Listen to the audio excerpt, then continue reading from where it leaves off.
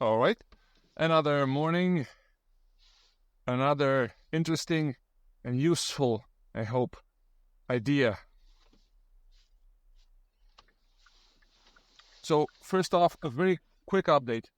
I've decided on the raw live format for this podcast for now, in part because I think content should be king, not presentation.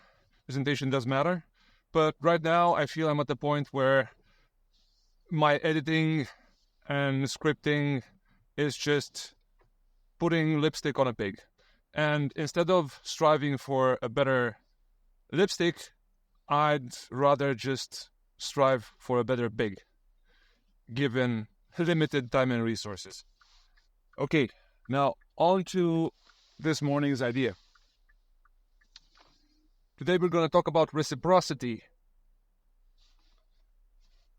and fairness, because they're very tightly interlinked. And we're going to talk about reciprocity in the context of raising children, of parenting, and of course, about fairness in the same context. Now, why is reciprocity important? Why is fairness important? Well, there's two ways. This is the first important idea. So idea one, there's two ways you can get your needs met in this world, in a society, interacting with other people. Either by using force or by using negotiation, communication. And of course, negotiation is a form of communication. So words or swords? I like how the two words are so close, just one letter apart. That's the fine line between violence and negotiation. And so, if you don't want to use force to get your needs met, to solve every problem you have, which is a very, very inefficient strategy, especially long term. Long term is disastrous. It might be efficient short term, but as Peterson says, we have to optimize as human beings for, and as parents, when we educate our children, we have to optimize for winning the largest possible number of games across time, not just for winning the current game. Because yes, for the current game, for winning any one particular current game, like violence, as in cheating, threatening, bullying, use of force, physical force even, is a valid strategy, but where it becomes invalid is across time. And as humans, as time monkeys, we have to take the time dimension into account if we want to be successful. So, since there are only two strategies, and one of them involves both sides winning, and the other one involves just one side winning at the expense of the other, so we have a win-win or win-lose interaction. If we want to get the win-win interaction, I'm going to talk about in a second why that is preferable again, then we need to negotiate.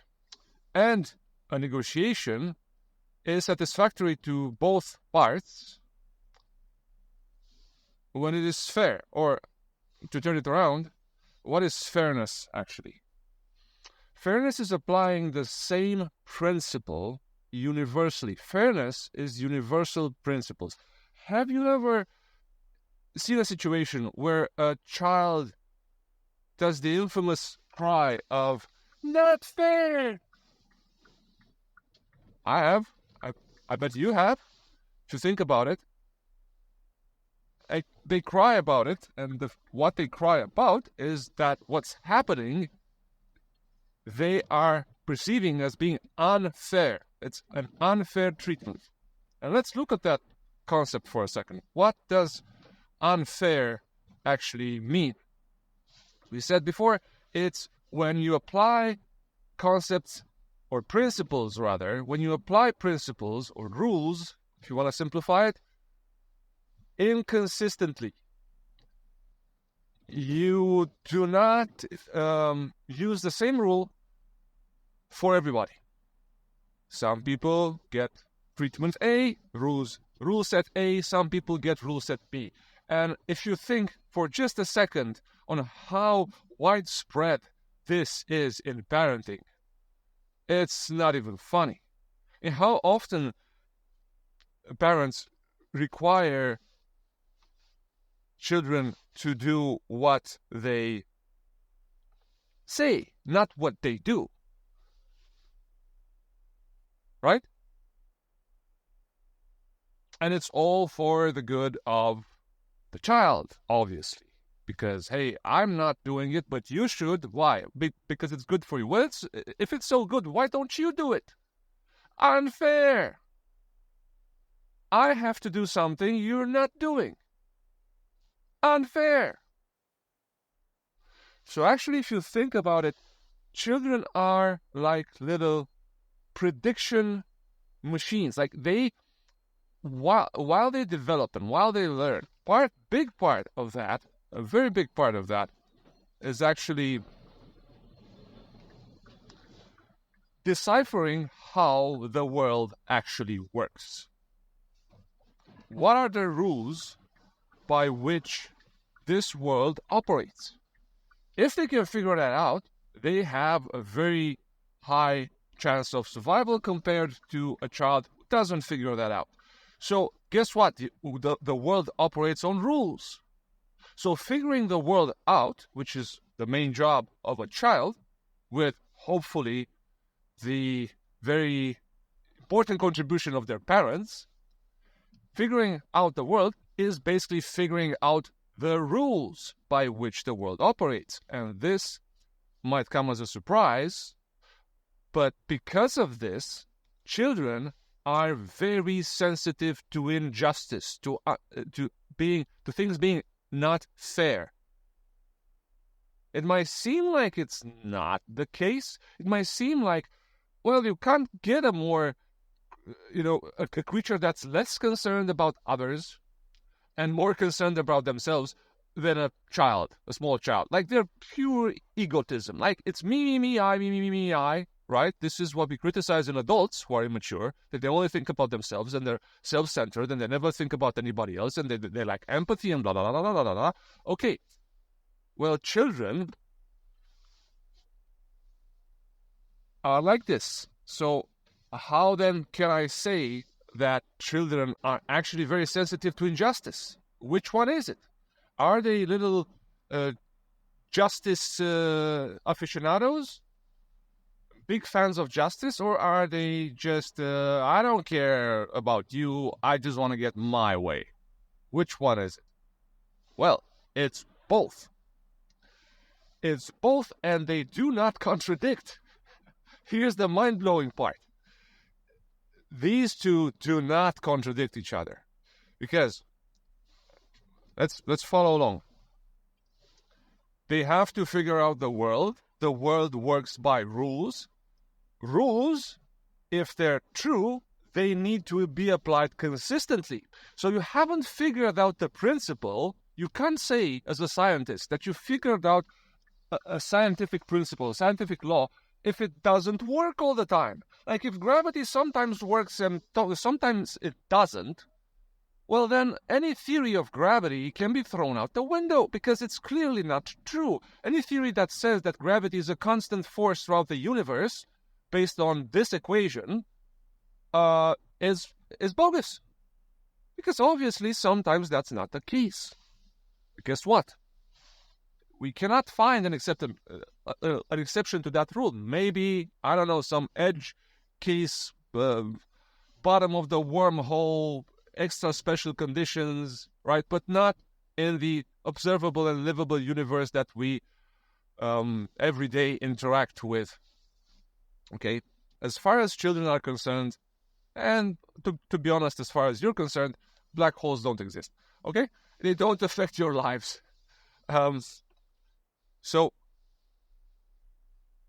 again, children need to figure out the world. World works by rules. So children need to figure out the rules by which the world works. And these rules need to be consistent, objective and consistent, because reality is objective and consistent. And if your rules by which you describe reality are not the same as reality, they don't share the same properties of being objective and consistent, then they're not really valid. Okay? They're not true. You've just managed to create a set of rules that don't really accurately describe reality, so they're useless to you as a kid, as a child. They don't increase your chances of survival because the information they convey is false. Okay? Okay. Now, so children have a great benefit and a need of being able to tell if a rule is not valid, because they need to filter out the valid ideas that they get about how reality works, how the world works, from the invalid ones. So because of that, we've naturally been selected by evolution, or designed, if you prefer it that way, to be very good from a very early age at spotting inconsistencies. That's essentially what fairness is being consistent. Is, okay, this rule applies, but it applies to you and me both equally. If it doesn't, unfair. Now, this doesn't mean that the little ones are altruism machines, that they're very preoccupied on how others, of the well-being of others.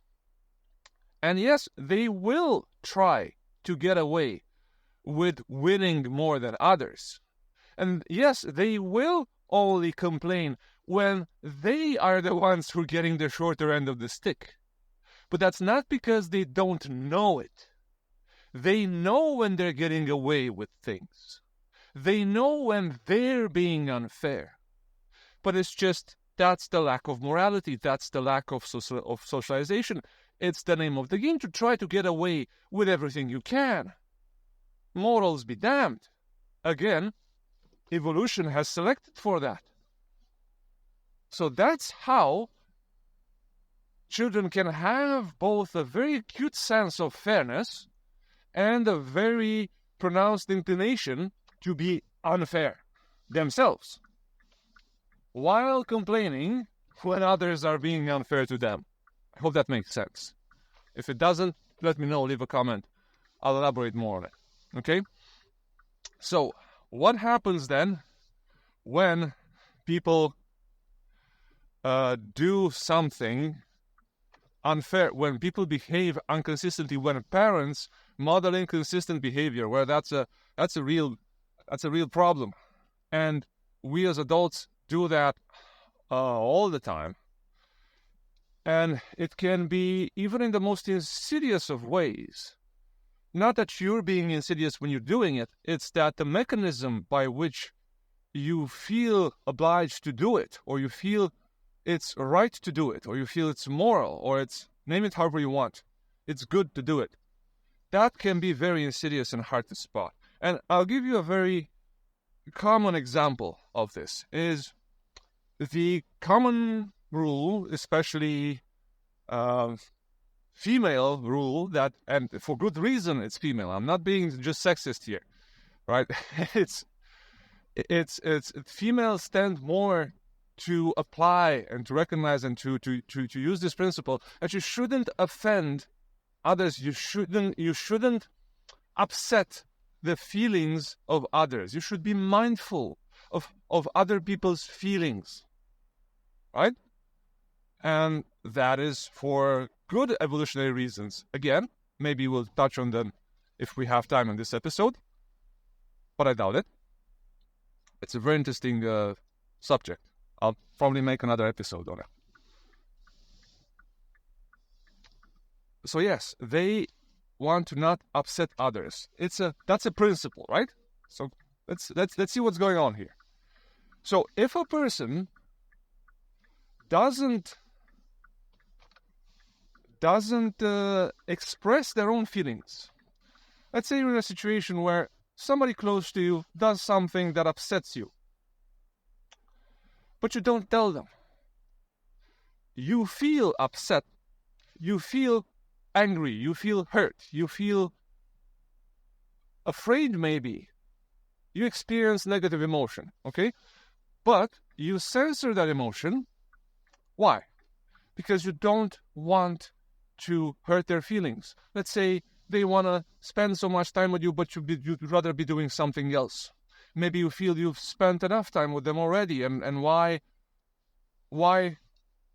push it more? I mean, that's more than you're willing to give at this point. Maybe they're making mistake after mistake after mistake, and they seem to not have the goodwill to learn from their mistakes, or they don't seem to be caring about you that much in their interactions with you, or they're hurting you repeatedly while you tell them you'd rather not see that behavior from them because you're actually not telling them. And that's the whole point. You don't tell them about any of this. Why? To not upset them. Okay, why not upset them? Because their feelings are important. Their emotional comfort is important, right? Do you see the problem with this principle? Do you see how hypocritical it is? Do you see how unfair it is?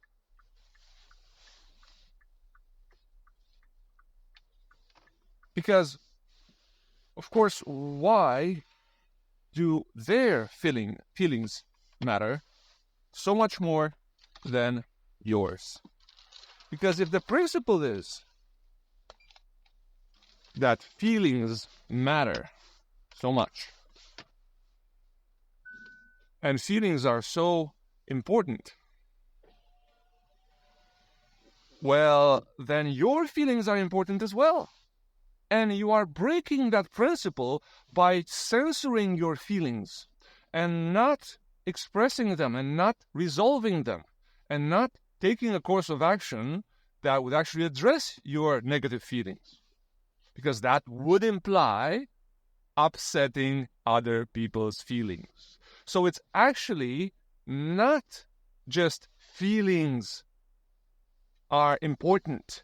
It's other people's feelings are more important than your feelings, which of course is an invalid principle because you can't apply it universally. Like if you take person A and person B and they interact, like if person A thinks person B's feelings are more important than person B thinks person A's feelings are more important, then whose is it? What is that? That's two subjective opposing truths. They can't both be true. Whose matter? Whose matter more? A or B's? But they can't be both. Do you see? So that's actually an invalid principle.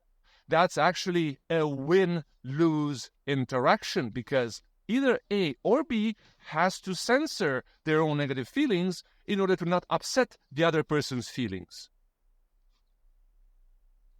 All right? So, where was I going with this? Oh, yes. If a principle is invalid, it's going to be unfair. If it's going to be unfair, children won't want to do it. So if you model any invalid principles, children are going to call you out on it. And if you're not aware, and if you're not philosophically equipped, so to speak, you're not educated.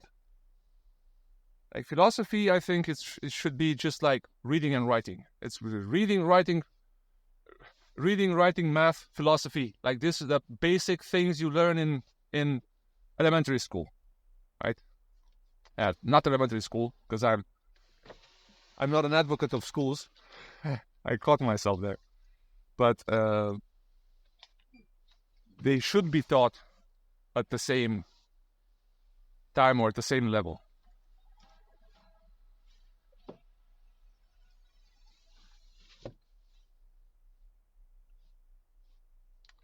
So actually, it's children that are trying to optimize and simplify their worldview. Because think about it, if we have a principle that says all interactions should be win-win, all voluntary interactions you have should be win-win. You should refuse to have any interaction that is not win-win. Okay? Versus some interactions are win-win, some interactions are win-lose, and you should find a way to figure out which is which. So for each person and each interaction you have with them, you should figure out, based on some assumingly not obvious principle, which one is it this time? Like, which one's simpler? Which worldview is simpler?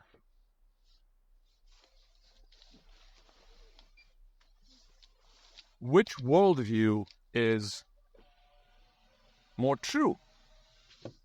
Children are going to optimize for simplicity because they have an innate, evolutionarily selected principle of Occam's razor. If something's more simple, probably that's the true principle. If something's more complicated, then probably that's not the answer if I have a simpler alternative. So yes, the worldview according to which all interactions should be win-win is the simplest one. You don't have to figure which ones you're going to have and which time, because with the same person, you might have some win-win interactions at one point and then some win-lose interactions at the other point. And then, of course, you're going to try and balance it out, and you're going to feel like, well, if they have too many win-lose interactions with me and they win too much, then I have to win more and they owe me, and you're going to see how complicated this is. The easiest principle is just communicate your negative feelings to the other person, because the actual principle is that all feelings are valid and matter if you want to have a win-win relationship with the other person. So part of a win-win relationship is being honest with the other person about your feelings, because guess what? If they care about you, they should care about your feelings. And if they don't care about you, why should you care about them and their feelings? See how simple it gets? That's it. That's really it. So, just to wrap up, quick recap. We looked at fairness and reciprocity, because I said it's about reciprocity, but I've hardly mentioned it in the whole episode. That's reciprocity. Like, you care about my feelings, I care about yours too. You provide value to me in a relationship, I provide value to you too. So, it's a win-win. It's a trade. It's a negotiation in which we establish how we can both win from this interaction, right? That's reciprocity.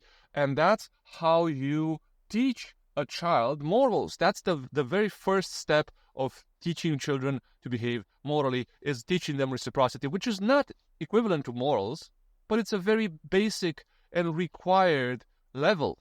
It's required, but not sufficient. So in order to have win-win interactions, we must have fairness, which means principles that apply universally and equally to all parties at all times. And to do that, we must examine our behaviors for instances of unfairness and not model that to our children, or at least, and that's very difficult, be open-minded when our children call us out on it.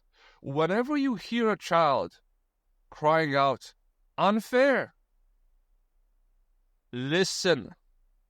Really take a moment and examine your behavior and the behavior of people around you and the whole situation, because 90+% of the time, it's probably something going on that's unfair. And sometimes it's just them trying to get away with something, because they will, right? And them not being able to get away with something, that they will consider that unfair. But guess what? Only if you constantly get away with something. So then they consider unfair what? The simple fact that you can get away with breaking principles and having relative and subjective principles, and they can't. So always look first towards yourself. That's the moral of today's episode. When a child cries unfair, look towards yourself, because probably there's something that you're doing that's unfair. Thank you for listening, and I hope you find this useful. And share it with somebody who you think might benefit from it. Have a great day.